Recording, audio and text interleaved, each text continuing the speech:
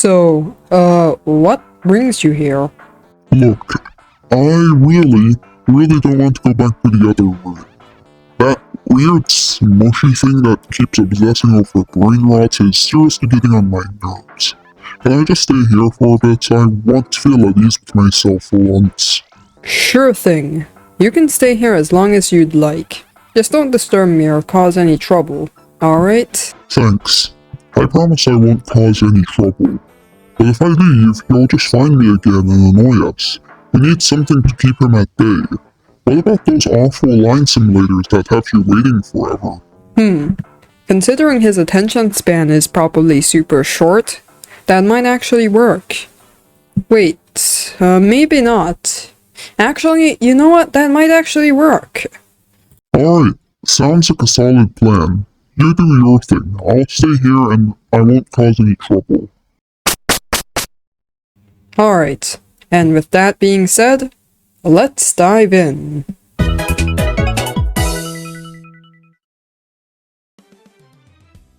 First up on the list is Shrek Line. Now, some of you guys may be wondering, but Ben, aren't you supposed to give a rundown to what line simulators are? Well, that's because we're going to be using this game as one, so it will serve as a solid starting point for how I'm going to explain things. So, in line games, you earn money which can be used to cut the line. The farther you get, the more expensive it is to cut the line. And you will get more money as things get more expensive. Alternatively, if you don't want to bother waiting, you can cut the line with the cost of Robux, with the price typically costing around 9 Robux. You can also spend more Robux to get more skips in line. And then we have the major ones. We have the Line Shuffle Game Pass, which I'm not exactly sure is in this one, but it's pretty self-explanatory. It shuffles up the line so it has a chance to put you at the end or send you all the way back to square one. It's a double-edged sword. There was also an onion party, which I wasn't sure what it did, but I used my 10 Robux to get it, which was fairly cheap. And basically, it creates a pop-up screen and you have to click on it to earn money, which can then be used to cut the line. It's something I haven't seen in many line simulators, but I kinda think it's an interesting mechanic. We then have the other stuff, like the Shrek Nuke, which I have no idea what that is supposed to do, and the Shrek Revenge, which I also have no clue what it's about. And while I was playing the game, as usual, someone summoned a Shrek Nuke, which made Shrek poop out a literal green nuke? My goodness, that's weird. And yeah, the Shrek Nuke shuffles the line, and thankfully it didn't send me too far back, so that's a good thing. There's also this mechanic where, like, if a server has spent 1,000 Robux, then Shrek gets angry, and he basically just phases through all the players, and basically is the equivalent of a line shuffle. And the line shuffle sent me almost to the start, and thankfully I still had some money on me, so I was able to get where I left off. So, when we reach the end, Shrek just looks at us and is like, "Oh, hi there." And then he just flushes you down the toilet, which sends me to our party room for 1.5 minutes. And when I entered, I got an onion. You can obviously grind out the game for more, but I don't see the appeal to that. And then we get into our party room with Shrek dancing, alongside the DJ being a literal cookie character. There wasn't really much to do since staying in the party was only temporary, so in the meantime I just did an obby and got a boost for it. And great, now I am back at the very beginning.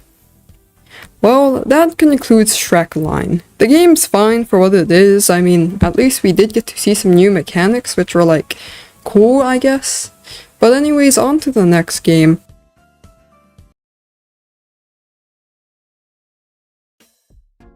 Borderline doesn't bring much originality to the table. It's another generic line game with familiar mechanics. We have the usual features like the nuke, which is fine, and then we get the revenge button, and honestly I'm not even sure what it's for. It's just there, labeled as get revenge. Then there's the troll button. Oh wait, that's locked behind a rainbow spinning wheel. I love gambling! All jokes aside, everything in this game feels recycled, offering nothing new or exciting. It's just more of the same. Let's move on. Line to Skydive is exactly what it sounds like. You wait in line to skydive. Personally, I wasn't about to spend ages in a virtual line, so I hopped into an empty server to skip the wait. After entering the building, there is a short cutscene where the whole screen starts shaking. Then comes the actual skydiving minigame. The goal is to land in the yellow circles to earn XP, and of course you could just avoid them altogether, but I decided to go for it as it's more fun that way. After that very brief skydiving experience, you're rewarded with a basic baseplate featuring classic Roblox gears. Yeah, so considering how you normally wait just to get to this point, the reward feels pretty underwhelming. It's like a Minecraft villager offering you a block of dirt for 10 emeralds. It's just not worth it. Shin Sonic Meal Line is a game where you get eaten by Shin Sonic. But seriously, how did an analog horror series from YouTube end up as a Roblox game? And why would anyone willingly wait in line just to get eaten by some demonic version of Sonic the Hedgehog? I mean, the ending, it's obvious. It's literally just you getting eaten by Shin Sonic. But hey, human curiosity knows no bounds. After waiting in line for a bit, you finally come face to face with the beast. He is just standing there, ready to devour you. And once you're eaten, you're teleported to Foggy Beach. There is not much around here, aside from Shin Sonic mounts you can equip, but of course you need wins to unlock them.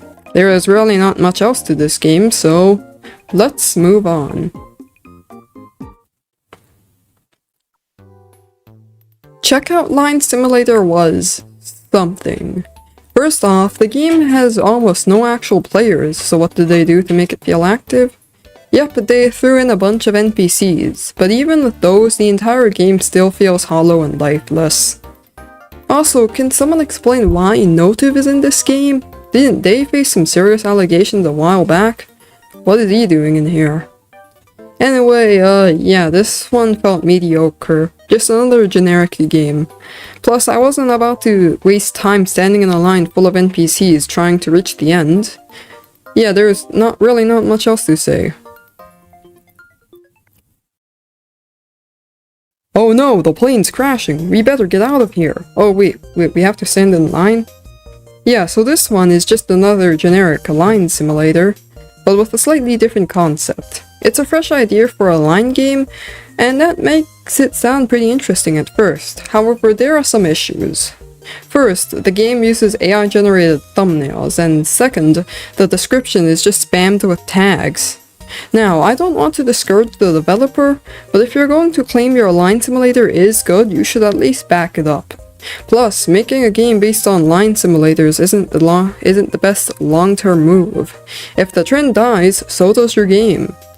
Alright, enough rambling, let's talk about the actual game. We get a skydiving minigame similar to Line 2 Skydive, but without the yellow rings that give XP.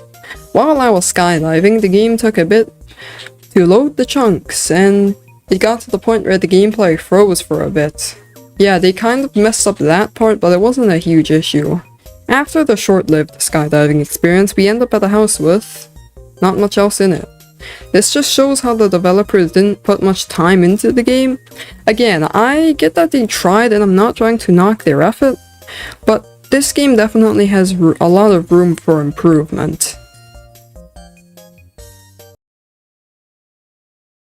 I cannot believe I'm seeing this, but welcome to Freaky Prison Line Simulator.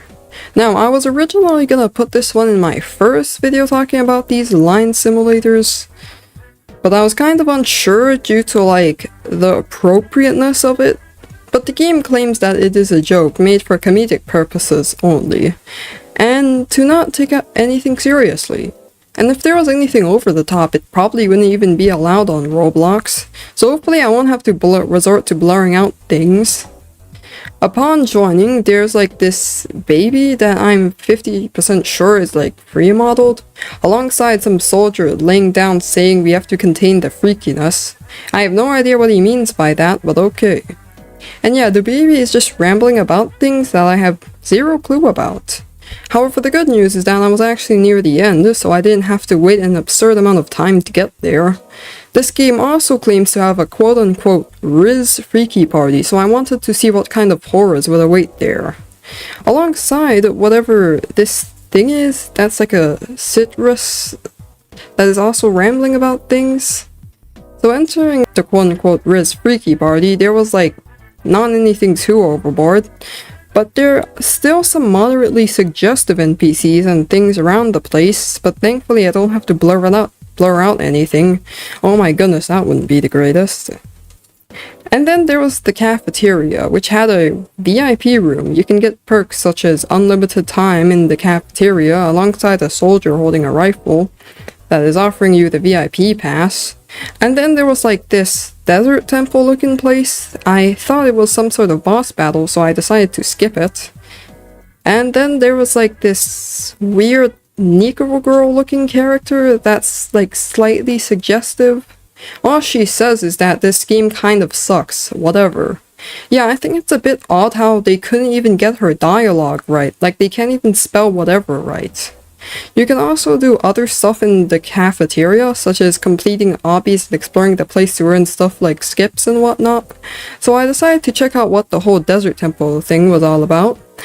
And as it turns out, it just gave me a free reward for playing. So that's good. At least I didn't have to face a boss battle or something. And then we get... wait, a line game in a line game? That's never happened before. Fortunately, no one else was there and I was the first, so I was able to skip the whole thing. And then we get to experience a very short-lived slide experience, and then we get to the mansion, which I'm like pretty sure the mansion is free modeled. Yeah, this game was definitely tamer than expected. So, let's move on. A line simulator for admin. One thing I really don't like about this game is the fact that this game uses oversaturated colors, and alongside that, the UI and game itself are as generic as it gets. I was really lucky and I was near the ends already, so I didn't have to wait in line for ages. After entering the rainbow hole, I now have admin and access to a very simple base plate full of classic Roblox gears. What an amazing reward. Everything about this game just feels mediocre, bland, or repetitive in some capacity. Sure, you can argue it's pretty fun messing around with the classic Roblox gears, but at the same time I don't really see what's the hook here. This game tried, but it's really mediocre at best.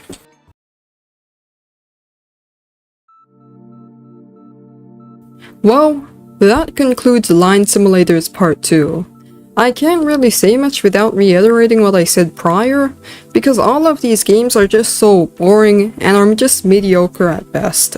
And like, what's even the appeal here? Is it because you get to stay in a party room for like 1.5 minutes? And like, why do people even feel tempted to play these games? All of it is just so boring, bland, and recycled. I really don't understand how these games even get players.